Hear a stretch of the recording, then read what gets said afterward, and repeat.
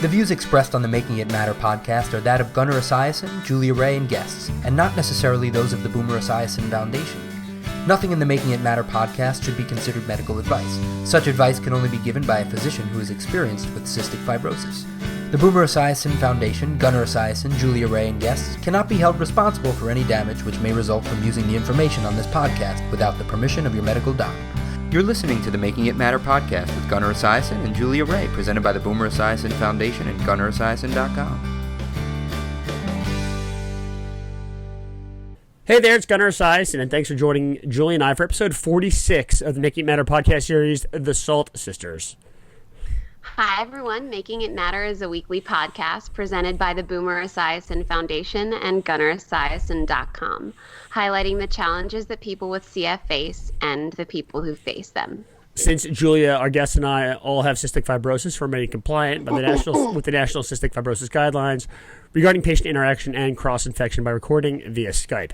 This podcast was made possible by Novartis, Vertex Pharmaceuticals, and the Digital Credit Union, so big thanks to them for always supporting Boomer Esiason Foundation educational initiatives. All right, so today we are joined by the Salt Sisters, Aleeya and Alani Young. They're 18 years old from Ohio and about to start their freshman year at the University of Cincinnati in the fall. Aleeya, why don't you say hi to the podcast first and tell us a little bit about yourself? Hello, my name is Aleeya. Obviously, I have a twin. I have an older sister, too. I'm going to UC for medicine, which is to be a doctor. So, but my fallback would probably be a dentist. I haven't figured that out yet. You still have a few years. Thanks. All right, so now, Alani, why don't you say hi? Hello, my name is Alani, and yeah, she's my twin. We're 18, and I will be going to UC in the fall for law to become a prosecuting attorney or a judge. I haven't really decided that yet either. I just like telling people what to do, so you know. I don't know. All right, well, that's amazing. Okay, so you guys obviously have the YouTube channel, The Salt Sisters, and you're twins with cystic fibrosis. So there's definitely a lot to talk about today. First, I want to jump into what it's like to be twins with CF. Julia has an older brother with CF, so she has the sibling thing down. But I want to hear it from you guys. You know, what's it like to have somebody so close living with CF? Sometimes it can be hard because if I get sick, she obviously is going to get sick. Or if I have a bacteria, it's easy for her to get it too. But at the same time, it can be really easy because although you're going through something, they're there to help you and they understand where you're coming from. So, yeah, it definitely sounds like you have a built-in teammate. And I've seen a few of your YouTube channels, and you guys sort of seem like you're each other's best friends in a lot of ways, but also your biggest supporters in other ways. You know, I think I saw one YouTube video of you guys. I think you were in a hospital room together, and it seemed like you guys, were making light of the fact that one of you had an IV or something like that, and it was just, it was sort of like an everyday part of life. Yeah. Yeah. We stay in the hospital room together. Like, we do the double rooms when we go in, because obviously I don't like to stay in the hospital room by myself. That's a no-go for me. Like, I always have to stay with somebody. So it's cool to have, like, a twin sister so that you guys can stay in the same rooms together because you're the same age. You have the same bacteria. So it kind of makes everything a little bit better. Yeah, I would say so. What inspired you guys to start Salt Sisters?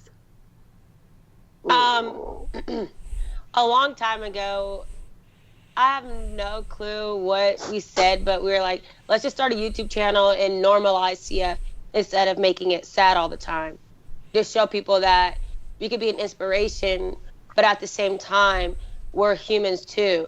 So we decided to make Salt Sisters to promote CF, but also normalize it at the same time, show people that even though we have it, we can still do the same things that others can do.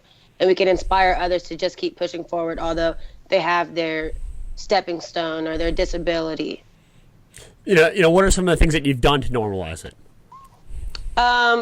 We would record videos in the hospital, obviously, but instead of just explaining stuff about the hospital, we would just do a funny video, but we would also say, hey guys, we're in the hospital right now. Or we would record us just pranking each other, joking around, just simple, small videos like that, just to show everyone that we're normal. We don't have to be kept down, or we don't have to lay down all the time or be stuck. And I think my prank videos are definitely my favorite ones that you guys do. And now I see Alani's got a big smile on her face as if she's like the mastermind behind that. Is that true? Yeah, I've been thinking about a lot of pranks I've been trying to do on Aleeya. I just haven't figured out which ones would be the best one to do yet. But I know that she gets pranked really easily, so I feel like they're all going to work either way, so it doesn't really matter. Now that you told me, I'm going to watch out for that. So. Oh, dang. You blew it. Oh, dang. So now you guys do have another older sibling with cystic fibrosis, a sister, right? Yes. Yeah. So now, what kind of guidance has she given you through the disease? Has she been like a mentor for you guys? What sort of relationship is there? There's 3 people living with CF, under the same roof. Oh, wow, there you go. The 2 twins talking at the exact same time. She helped a lot. Oh, God. She helped a lot because since she's older than us, she's kind of been through a lot more than we have been through. Because her life expectancy was 18. And so she can help guide us through the stuff that we think is, like, really tough. And she knows how to, like, give us advice about keep going, because they thought that she wasn't going to live. So she's trying to push us harder and harder than they pushed her. And when we go into the hospital, she's usually in with us, but she's next door. So it's almost like you guys have like a little exclusive club, and she's on the outside. Yeah. So when the doctors come in and they tell us news that we really don't want to hear, she helps us out, or she'll talk to the doctors just to make a more confirm it or reassure us that it's going to be all right. So every time I have an issue, I just go to her and say, hey, what should I do about this? Yeah, no, whether it's CF or not. I definitely agree. I think, having mentors in the CF world is probably a really great thing for patients, essentially because, older people have, and especially the older generations, have gone through so much, and I think a lot of older people with CF are so passionate about the advice they give because they've been through a lot of good things and a lot of negative things. They don't want those really negative, terrible things to happen to the next generations.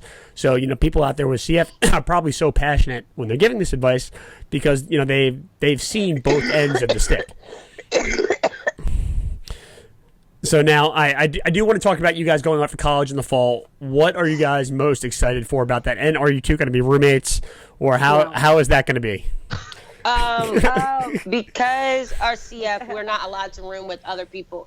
So we can either room with each other, or we can have like a suite mate, which is your own room, but you share the bathroom with somebody else. We don't want to room with each other. We already room with each other now.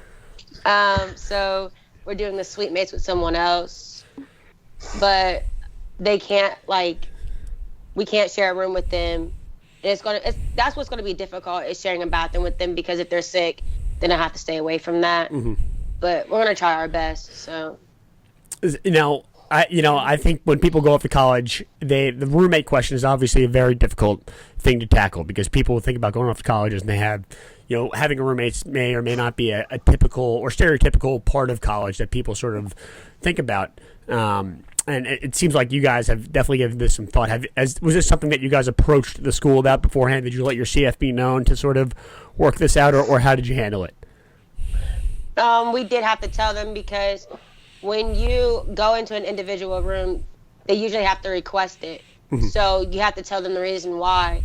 So we had to tell them that we had CF, which they made accommodation for us because of that. But we have to have a doctor's letter also to pay for the single room. They have to, in order for us to have it, you have to clear it. And obviously you guys are open about it online. And do you kind of live your life that way with your friends and your peers? Are you pretty open about your CF? When people ask me, oh God, yeah, they are. All of our friends know we have CF, and they kind of support us. They always come to visit us in the hospital, and we just have fun and play games and pretend everything's really normal. They try to normalize it as best as possible too. So, would you say that you're, obviously, like Julia said, you guys are so outward with your CF because of the YouTube channel and your friends and things like that. Are you sort of planning on building that support group, away at college? Have you approached talking to your future suite mates about your CF and how you might handle that?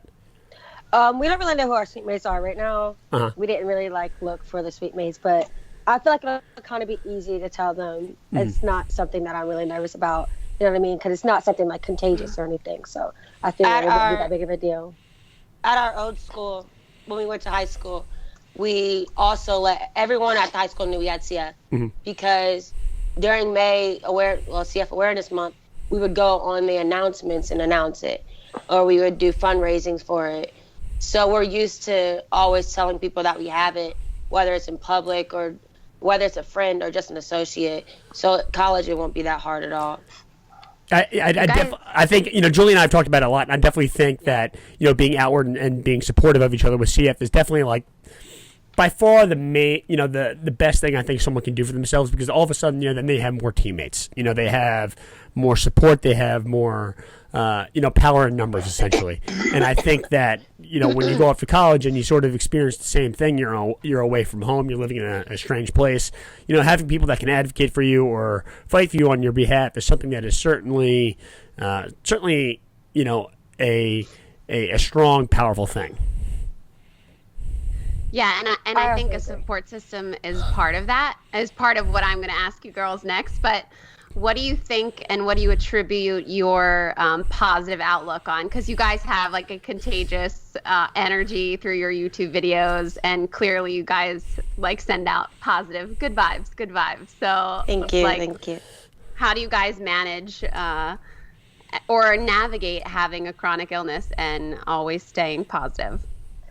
We usually don't let CF control us. We don't always want to be down. We don't think of it as something that is always going to affect us. Like we want our positivity to overrule CF. We don't want it to always be negative. We don't want to always feel sad about it. So you always need something to bring you up, make you happy. And YouTube is it. That just makes us happy. I feel like, of course, we're going to have our sad days where we're like, why do I have to have this? But at the same time, it's our choice whether we want to dwell on the negativity or be positive about the situation. I mean, you're only getting so much of your life. You're only getting one life, so you might as well live it positively. Absolutely. Where do you think that attitude comes from? Because I do think that attitude and the way you handle such adversity in your life definitely is such a huge part of a person's character. My mom is a really strong person, so she's always taught us to be strong, you know what I mean? She's never taught us to, like, give in to anything. So we got our strongest from her because she's been through a lot. So she's helping us through the, advice and telling us how to handle things. And, it's just, she's always there for us. So it kind of helps us be strong, too. And I feel like it is more of our support system that makes us positive, because if you have a weak support system, you're not going to be positive a lot of the time. But if you have a strong one, people are going to tell you it's going to be all right. And that's what you're going to think. It's going to be all right. Yeah. And clearly you guys are super ambitious. I watched the cheerleading video, the injury video, but you guys mentioned, so you guys have been active all your lives, but you mentioned your majors at school when you go in the fall. Those are some big dreams. Like, tell me how you and one of them is to become a doctor, right? And so, yes. How did you come to that decision? And is it influenced by CF? Being a doctor, also it started when I was really little. I would always try to diagnose my family. They would get irritated by it. But every time my family was sick, I'd be like, "Oh, I think you have blah blah blah blah blah." So I just started thinking wow, I really do want to be a doctor, because I just love going into the research. I love the science. I'm always looking up studies, and I'm always looking up research on CF, which is why CF did make a big part of it, was because I'm always around medicine all the time. I'm always asking the doctor, what's this mean, or how do you do this? So that's what I just came to the conclusion I should just be a doctor. And then now, Alani, you said you want to be a prosecutor or a judge because you like to control people. Yeah, whatever. So yes, I've always. So where did that come from? Yeah. When I was little, I was really sassy, and I would always be the boss of everybody. So I was like, you know what? I'm gonna make that a career. I'm gonna tell people what to do because I can. So I don't know. It just came from that. And you may not find a better career than a prosecutor or a judge by telling people to do. Yeah. So, I think, I want to ask you, do you guys feel like you're prepared for the independence of college? Obviously, that's a huge part of going away to school, being away from home, being on your own and taking care of yourself as far as your treatments and medications and all that stuff go. Would you say you're ready to go, you're set for that part of life? Sort of, kind of. Like, I know I'm going to miss my family and having somebody to lean on when I'm down here. And when you're up there, you don't really have a lot of people besides, like, my sister. And I have to meet new people. So I feel like that's going to be kind of hard. But I'm ready for it. I think I can take on it. I don't think it'll be, like, something that I won't be able to do because I've always been taught to be kind of independent. So, it'll be easy, kind of. The only thing I'm going to struggle with is scheduling the doctor's appointments because our doctors are in Dayton, but we're going to be in Cincinnati. Mm-hmm. So, I mean, there is a children's Cincinnati, but we're not going to go there, which is going to be the hardest part. There's a Gunnar Esiason. Yeah, the children's Cincinnati is the Gunnar Esiason clinic. You have to consider going there. Yeah. I know, but my doctor wants us to keep going to the Dayton one because they don't want to have to transfer us over and then transfer us back. I'm just giving you a hard time. I would struggle. I would struggle with. I actually did not. I was not aware of that. That's I would struggle with ordering my medications because my mom always does that. Mm-hmm. So that's going to be the hardest part for me. I think there definitely is a learning curve. And I look back on college. I went away to college like you guys are going to do. I went to BC. I live in New York, so I went to Boston for college. And, I definitely think that the adjustment is there. And while the adjustment may seem like it's going to be a steep one or even a scary one at times, it's sort of like you just go through with it and you learn how to deal with it. It's like anything else in life. It's a challenge that is thrown your way and you just sort of deal with it. I sort of look at your two guys' situation going away to school because my sister actually went to Boston College as well. She's a year younger than me. So when I was a sophomore, junior, senior in high school, I had Sydney around to sort of lean on in case anything did go wrong. And there were times where, Sydney was driving me to the emergency room at, 7 a.m. in the morning because I had the stomach flu or something like that. But, I do think that, having a sibling with you or somebody that you can absolutely rely on unconditionally is something that is going to be a major positive for you two in school. Maybe not because of a health issue here or there, but someone, someone that totally understands what you're dealing with and how your, emotional well-being and physical well-being are and how you must prioritize them over everything else in life. It's nice to have that person around. So I'm excited for you guys to go off to college because I think you guys will certainly bond over, the shared experience of going to the University of Cincinnati together away from the rest of your family. Thank you. That kind of gives us a little bit of motivation, so that kind of helped a lot. Mm-hmm. Okay, it does. I'm glad that sort of, I think, I'm not saying it's what I was trying to do, but I'm glad that is what you're getting from it because I think colleges, believe me, I wish I could go back like every day of my life, but it is one of those things where it's a stepping stone and it's a place for people to invent themselves, I think. As much as, a degree is so important for the future of your lives, I think that college is the point where you can prove to yourself that you're actually able to take care of yourself on your own away from the household. Yeah, How I long- honestly agree too. How long were you in college? I did it in 4 years. So I went from... when did I graduate? I graduated in 2013. Seems like a lifetime ago, but I did it, and you guys will do it too. But I do want to, I want to know what sort of drove you to succeed in high school to get to the point where you were able to apply to college and feel comfortable about heading off to school in the fall. School's always been our main priority. So whether we had to take tutors while we were in the hospital or just take extra classes, we would make sure that we got that done because just because we are limited, well, we're not limited, but just because we have CF doesn't limit the amount of stuff that we can do. So we made school the number one, which if you make something your priority, you will get it done. So my family's always done that for us, is make school a priority for us. Yeah. How long are you going to talk? Oh. I'm going to give I her was the show like and waiting then for you somebody didn't to even do say it. something. Yeah, I agree. I feel like education is key to success. So I always felt like you should get a great education and then you'll succeed in life. I never thought of CF bringing me down as a limit to where I can't finish school. I always thought that CF, honestly, like I said, doesn't control me, doesn't control what I do.